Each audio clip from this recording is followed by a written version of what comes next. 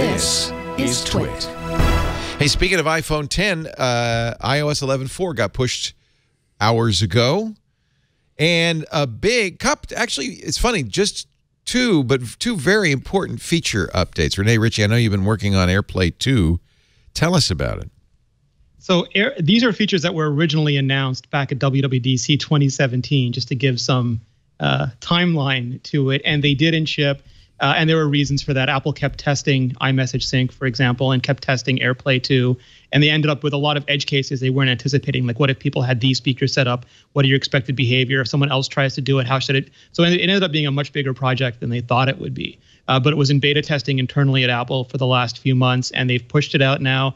And in essence, AirPlay 2 takes the same functionality as AirPlay, the ability to beam content from your iPhone, your iPad, your Mac, your Apple TV to an AirPlay receiver. The HomePod, other AirPlay devices, speakers have the technology built in. And the new update lets you do both paired devices. So if you have two AirPods, you compare them. One becomes left, one becomes right. And then they fill a much bigger space with the same sort of computational audio. They work as a unit to make sure that everything is balanced out and that you have bias towards the left side, towards the right side, and a bigger sound stage. And also lets you do multi-room audio, which a lot of people are familiar with already from Sonos. But basically it means you can sit there and say, I want Chuck D playing in the bedroom and the score from Greatest Show playing in the living room, and just have it exactly the way you want it.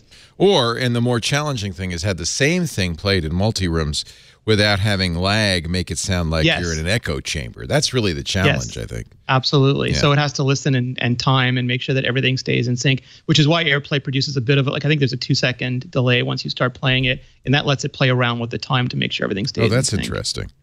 So is this something that other speakers are taking advantage of, or will have to get new speakers, or they'll have to get an update to take advantage of? It's unclear. In some cases, they're probably going to be stuck on AirPlay 1 because either the manufacturer, they're old enough that the manufacturer is no longer supporting them, or they never built in an update feature. Is it does it require hardware updates? It's as far as I know, it's software. Okay. Yeah, I mean, there might be cases where they're running a Bluetooth modem that doesn't support it, a Bluetooth radio that doesn't support it. Hopefully that's minimal stuff, where they're not Wi-Fi equipped. There could always be something. But I think in most cases, if they make a software update available, it'll be software updatable. I don't expect many will, though, Leo. I mean, there's not a great history of accessories that you bought being upgradable. Yeah. You can also control AirPlay from the control center now, AirPlay 2 from the control center. What new controls are there going to be?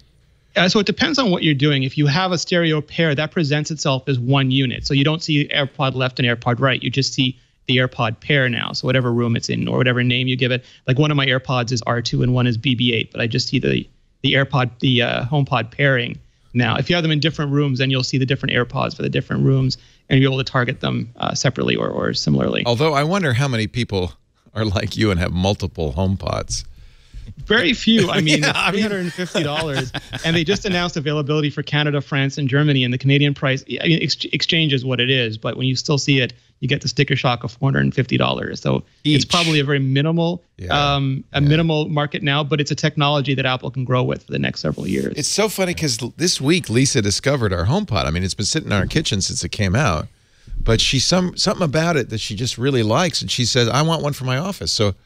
But now that means if you want to use stereo pairs or multi-room, you have to have two for each room for stereo and one. So one by itself is not mono. That's a common misconception. One by itself will still take all the channels available to it, analyze all the data it has, and give you the biggest soundstage possible. With two of them, though, you have two speakers to sort of make a bigger, more nuanced soundstage. Yes. You don't require them. One speaker cannot do stereo, however much computation you're doing.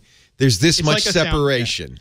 So you need to have separate. They bounce off of walls. Yeah, I mean, what their trick is they bounce off of walls. Now, what if you put like 6 of them in there? Yeah, that's a good question, because that was the implication. Will it when be more nuanced? Like, if I just start adding they announced not that this, I would they said you could have multiple, many of them. Not that I would do that.